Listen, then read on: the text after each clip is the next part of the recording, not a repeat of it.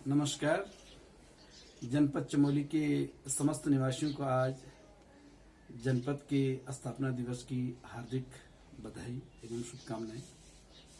मित्रों, आज के ही दिन 24 फरवरी 1960 को पौड़ी गढ़वाल जनपद की एक छोटी सी तहसील चमोली को उच्चीकृत करके जनपद चमोली के रूप में बनाया गया था। और जहाँ तक जनपद के नामकरण का सवाल है, इसके बारे में विद्वानों की दो मत हैं।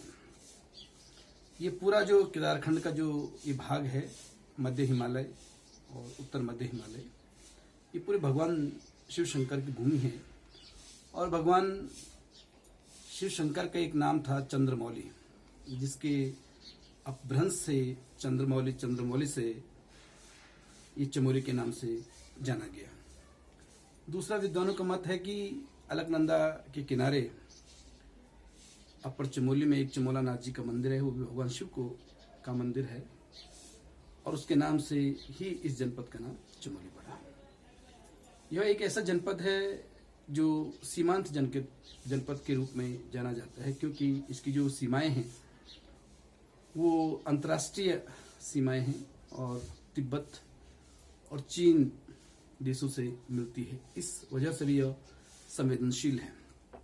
आज हम इसकी 63वीं वर्षगांठ मना रहे हैं, तो एक मौका है हमको पीछे मुड़कर देखने का कि आखिर इस जनपद का स्वरूप कैसे है। हमारा जो ये जनपद है वो प्रशासनिक इकाई के रूप में 9 विकास खंडों में और 12 तहसीलों में बटा हुआ है। इसका जो जिला मुख्यालय है वो गोपेश्वर में है। ज़्यादातर जनपदों के जो जिला मुख्यालय हैं उन्हीं के नाम से। यह भी जो जनपद था 1970 से पहले चमोली में ही स्थित था, लेकिन बिरही बाढ़ की वजह से बाद में इसको गोपेश्वर में स्थापित कर दिया गया।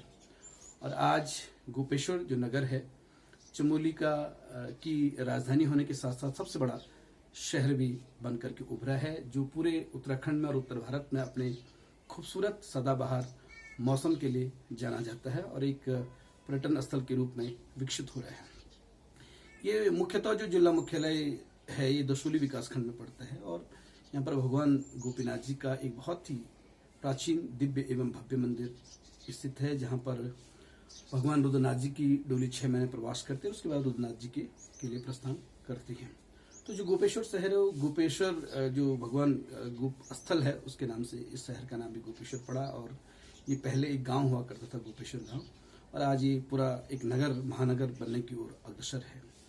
यह जो विकासखंड का दसोली विकासखंड का मुख्यालय है चमोली में है, और इसके जो गोपेश्वर है ये प्रमुख रूप से जो भगवान रुद्रनाथ जी का जो मंदिर है, यहाँ से 22 किलोमीटर दूर सगर गांव से आप वहाँ पहुँच सकते हैं।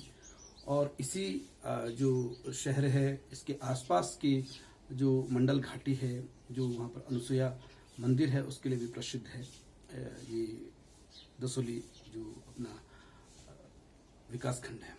इसके बाद हमारा सीमावर्ती जो विकासखंड जोशीमठ है, जिसका पौराणिक नाम ज्योतिर्मठ था और बाद में उसको जोशीमठ के नाम से अपभ्रंशवश जाना गया। और हमारे भारतवर्ष का जो एक उत्तर का सबसे बड़ा मंदिर है बद्रीनाथ जी, वो जोशीमठ में ही है। और सीमांत है, वहाँ पर बहुत प्रसिद्ध भीम पुल आपको देखने को मिलेगा। पूरे देश के लोग बद्रीनाथ जी के दर्शनार्थ आते हैं, जो हर साल मई माह में खुलते हैं। उसके साथ जो पूरी नीति घाटी है उसको देखने के लिए टिम्बर महादेव का बहुत प्रसिद्ध मंदिर है। खुद जोशीमठ में नरसिंह भगवान जी का बहुत प्रसिद्ध मंदिर है, उसके दर्शनार्थ आते हैं। औली जोशीमठ विकासखंड में जो उत्तर भारत का सबसे बड़ा स्कीइंग जो स्लोप है, स्कीइंग जो रिंग वहाँ पर बना हुआ है, उसका जो हमारे पर्यटक हैं उसको देखने के लिए आते हैं। और लगभग 4.5 किलोमीटर का वहाँ पर एशिया के सबसे बड़े रोपवे में से एक रोपवे बना है। वहाँ पर व्हील चेयर्स और आपके स्कीइंग चेयर्स, लिफ्ट चेयर्स, बहुत सारी सुविधाएं आपको, जो हर वर्ष वहाँ पर सेफ गेम्स होते हैं उसको देखने के लिए लोग आते हैं।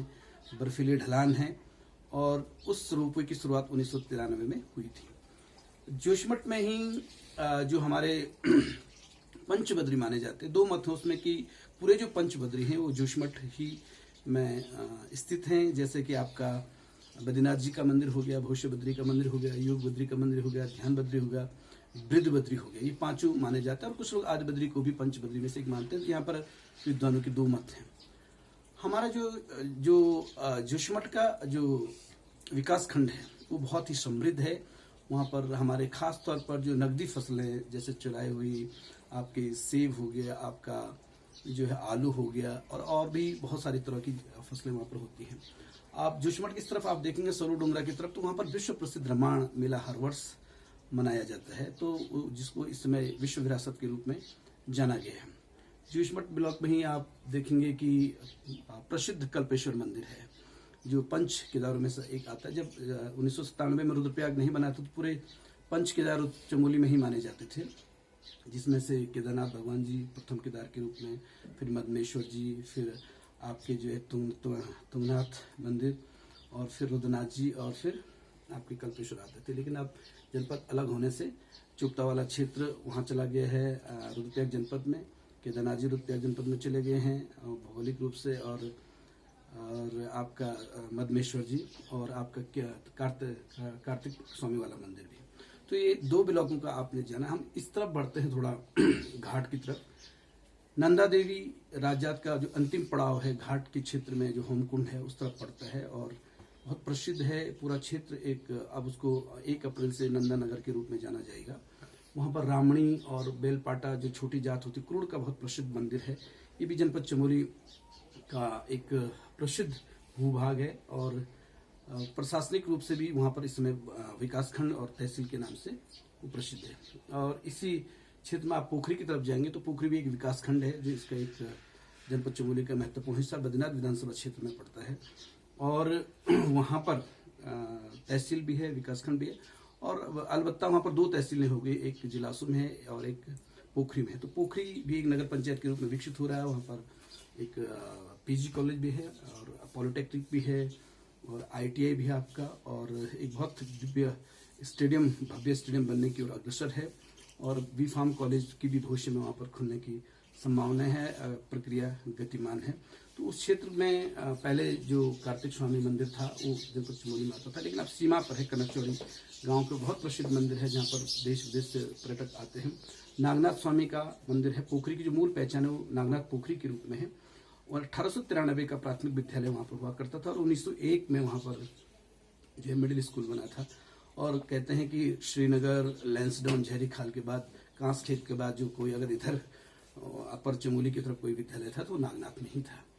उसके बाद और उसकी तरफ आते हैं आप, गंगा नाली की तरफ पोखरी का क्षेत्र है, तो वहाँ पर बहुत प्रसिद्ध चंडिका मंदिर है जिलासू में, और अब तो तहसील मुख्यालय भी बन गया है। और वहीं पर सिवाई में जो हमारा नया रेलवे स्टेशन बन रहा है, तो ये इससे मिलता जुलता क्षेत्र है। आप हमारे जनपद का एक और ब्लॉक है बहुत महत्वपूर्ण, कर्णप्रयाग, जो हमारे जनपद की राजनीति, सांस्कृतिक और गतिविधियों का प्रमुख केंद्र माना जाता है। कर्णप्रयाग मुख्यालय है, जहाँ पर जो पंच प्रयाग है उसमें से प्रमुख प्रयाग है, जहाँ पर पिंडा नदी और अलकनंदा नदी का संगम है, और नगर पालिका क्षेत्र है, तहसील क्षेत्र है, विकास खंड है, डिग्री कॉलेज वहाँ पर है। और सबसे प्रमुख जो उस ब्लॉक का हिस्सा है वो है आपका आदिबद्री का क्षेत्र, और जहाँ पर आदिबद्री भगवान जी का मंदिर है, और वहाँ पर भी एक तहसील बन गई, इसलिए 12 तहसीलें होगी 9 विकास खंडों में। प्रमुख रूप से वहाँ पर बिखोती का मेला लगता है कर्णप्रयाग में हर वर्ष। गौचर उसका एक प्रमुख क्षेत्र है, जो गौचर मेला के नाम से प्रसिद्ध है। एक समतल भूभाग है, जहाँ पर जनपद चमोली के एकमात्र जनपद रुद्रप्रयाग, या आप जौलीग्राम की बात बोलेंगे तो एक हवाई पट्टी मात्र वहाँ पर है। भविष्य में रेलवे स्टेशन वहाँ पर निर्धारित है। तो एक बहुत महत्वपूर्ण भूभाग है गौचर, जो नगर पालिका के रूप में विकसित हो रहा है वहाँ पर। और नंदा देवी का जो प्रमुख पड़ाव है, कांसवा गाँव और नंदा नौटी का मंदिर है, जहाँ से 280 किलोमीटर महाजात शुरू होती है और जो होमकुंड में जाकर के समाप्त होती है। हर 12 वर्षों में इसको मनाया जाता है। तो कर्णप्रयाग का एक बहुत प्रमुख भूभाग है। कर्णप्रयाग में 2 हमारे मिनी इंडस्ट्रियल एरिया भी हैं, कालेश्वर है, आपका सिमली है। तो आप देखेंगे एक महत्वपूर्ण ब्लॉक हमारा कर्णप्रयाग भी है। इसके बाद आता है राजनीतिक रूप से सबसे संवेदनशील हमारा गैरसैंण, जिसको उत्तराखंड की राजधानी के रूप में प्रचारित किया जा रहा है 22 वर्षों से। लेकिन कहते हैं कि नेता लोग धार धार और राजधानी नेता लोग सैण राजधानी धार धार 22 वर्ष वेगी दीदा बहुत दूर गैरसैंण। अभी तक भी कोई सरकार निश्चित नहीं कर पाई। दूधातोली का इतना विहंगम पर्वतीय पूरा भूभाग वहाँ पर है। तो उसको भी उस तरीके से विकसित नहीं कर पा रही है। फिर भी उम्मीद पे दुनिया टिकी हुई है। बहुत ही खूबसूरत क्षेत्र है, हमारे दिवाली खाल से लेकर के पूरा फैला हुआ खानसर घाटी तक गैरसैंण का भूभाग। और उम्मीद है अभी कुछ वहाँ पर ढांचागत विकास तो हुआ है राजधानी के रूप में, जिसको कोई लोग अस्थायी राजधानी कह रहे हैं, कुछ उसको ग्रीष्मकालीन राजधानी कह रहे हैं। तो देखते हैं भविष्य में क्या होता है। अब चलते हैं पिंडर की तरफ। यहाँ पर हमारे 3 प्रमुख ब्लॉक हैं, विकास खंड है, जिसमें देवाल है और नारायणगढ़ है और थराली है।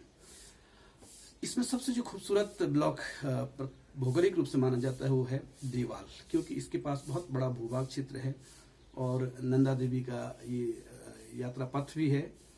तो आप देखेंगे कि वाण से आगे जो वेदनी बुग्याल बहुत प्रसिद्ध है, आली बुग्याल, वहां से शुरू करके लाटो देवता का बहुत प्रसिद्ध मंदिर वहां पर है।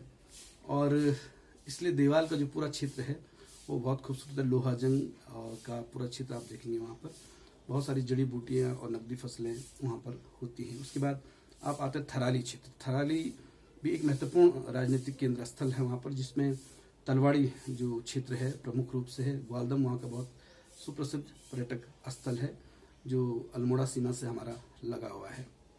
और तलवाड़ी स्टेट अंग्रेज के ज़माने में बहुत प्रसिद्ध हुआ करती थी, जब पूरा जनपद चमोली और पौड़ी का क्षेत्र जो है ब्रिटिश गढ़वाल के नाम से जाना जाता था। 1815 से जब गोरखाओं से युद्ध जीता था महाराजा ने। और जब पीछे आते हैं तो जब हम कणपैया का जिक्र कर रहे थे तो वहाँ पर चांदपुर गढ़ी जो 52 गढ़ों में से एक था, बहुत प्रसिद्ध है वहाँ पर। और वहाँ पर राजा का दरबार था, वहाँ बैठते थे और बाद में वो ब्रिटिश गढ़वाल में का हिस्सा हो गया था। उसके बाद हम बात करते हैं आपके नारायणगढ़ ब्लॉक की। एक प्रसिद्ध ब्लॉक है, वहाँ पर विकास खंड है, तहसील है और अब डिग्री कॉलेज भी वहाँ पर खुल गया है। और उसके भी ऊपर वाला क्षेत्र जो चुपता वाला एरिया बहुत खूबसूरत है। तो ये एक मोटा मोटा हम देख रहे हैं कि जनपद चमोली किस तरह से बना हुआ है। बहुत सारी यही धरती आंदोलन की रही है, चिपको की धरती रही है, जो हमारे रैणी से जो है जिसकी चर्चा हुई 1970 के दशक में।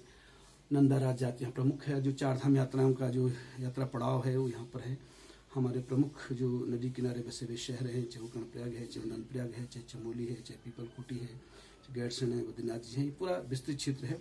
और यहाँ ये उत्तर प्रदेश के ज़माने में सिर्फ 2 विधानसभा क्षेत्रों में ये पूरा क्षेत्र बटा हुआ था। नदी पार बद्री केदार में था और इस तरफ नदी के इस तरफ जो बद्रीनाथ वाला क्षेत्र है यहाँ बद्री केदार में था और नदी के पल्ली पार कणपैया वाले क्षेत्र में था। लेकिन उत्तराखंड बनने के बाद यह जनपद चमोली 4 विधानसभा क्षेत्रों में बटा। नंदप्रयाग हुआ आपका, और बद्रीनाथ हुआ आपका, कर्णप्रयाग हुआ और थराली उस समय था। लेकिन अब ये 2012 के परिसीमन में सिर्फ यहाँ पर 3 विधानसभा सीटें रह गई हैं, जिसमें बद्रीनाथ हो गया, जिसमें 3 ब्लॉक हैं प्रमुख रूप से, दसोली, जोशीमठ और पोखरी। जो कर्णप्रयाग विधानसभा उसमें 2 ही ब्लॉक हैं आपके, कर्णप्रयाग और गैरसैंण। और जो थराली उसमें 4 ब्लॉक हैं। थराली हो गया आपका, देवाल हो गया, नारायणगढ़ हो गया, घाट हो गया। और आने वाले समय में जिस तरह से कह रहे हैं परिसीमन में 1 सीट और कम होगी, तो ये थोड़ा सा दुखद पहलू है। लेकिन इसके साथ साथ जनपद चमोली ने बहुत सारे विकास के जो है आयाम स्थापित किए हैं। यहाँ के लोगों ने आपके अखिल भारतीय सेवाओं में, चाहे वो IAS हो, चाहे PCS हो, उच्च शिक्षा का क्षेत्र हो, मेडिकल का हो, समाज सेवा हो, बहुत सारे 2-2, 3-3 पद्मश्री यहाँ से निकले हुए हैं। चंडी प्रसाद भट्ट जी हो गए, कल्याण सिंह रावत नेत्री हो गई, बसंती बिष्ट जी हो गई, 1-2 नाम और भी होंगे। और अन्य लोग भी हैं जिन्होंने अपने अपने क्षेत्रों में किया है। उनसे प्रसाद भट्ट जी का नाम आपने सुना है और बैरिस्टर मुकुंदी लाल का नाम सुना है। ये बहुत सारे बहुत महान यहाँ के लोग रहे हैं। उत्तर प्रदेश के ज़माने से केंद्रीय कैबिनेट में लोग रहे हैं, राज्य की उसमें राज्य सरकार में। लेकिन एक दुखद पहलू है कि जो सबसे बड़ी समस्या यहाँ पर है, ये बहुत ही संवेदनशील आपदा से संभावित क्षेत्र है। हर दूसरे-तीसरे साल कोई ना कोई बड़ी आपदा आती है, तो इससे लोगों का जनजीवन थोड़ा अस्त व्यस्त रहता है। शिक्षा के क्षेत्र में यहाँ पर बहुत सारे डिग्री कॉलेज जरूर खुले, 10 तक डिग्री कॉलेज इस समय वर्तमान में जनपद चमोली में। लेकिन इन सब के बावजूद भी जो सबसे बड़ी समस्या वो है स्वास्थ्य की। तो आज भी जनपद चमोली एक अदद मेडिकल कॉलेज की मांग कर रहा है, एक अदद बेस हॉस्पिटल की मांग कर रहा है। जबकि उत्तराखंड इतने 1952 से यहाँ के लोग वोट देने, एक भी सांसद आज तक जनपद चमोली का भारत की संसद में नहीं पहुंच पाए। तो ये भी लोगों का बड़ा दुख है। तो आज तक किसी भी जनपद चमोली वासी को मौका नहीं मिला है भारत की संसद में इस क्षेत्र का प्रतिनिधित्व करने का। और जबकि उत्तराखंड बने हुए 22 वर्ष हो गए, इनमें 11 मुख्यमंत्री बन चुके हैं और जनपद चमोली की टीस है कि एक बार एक मुख्यमंत्री जनपद चमोली को भी मिले ताकि यहाँ के विकास को नए आयाम मिले, नए पंख मिले। तो मुझे लगता है कि आज ये एक सामान्य सा एक वार्तालाप था, जिसमें कुछ आंकड़े बहुत सही भी हो सकते हैं और कुछ में कुछ थोड़ा सा त्रुटि भी हो सकती है, आप उसको अन्यथा न लें। और इस तरह से ये एक जनपद चमोली का एक मोटा मोटा खाका आप लोगों के सामने प्रस्तुत किया गया है। एक बार पुनः सभी जनपद वासियों को जनपद स्थापना दिवस की बहुत सारी बधाइयाँ, और हम सब लोग अपने अपने क्षेत्रों में अपना सर्वश्रेष्ठ योगदान देते हुए इस जनपद को विकास के नए सोपानों तक चढ़ाते रहें। धन्यवाद।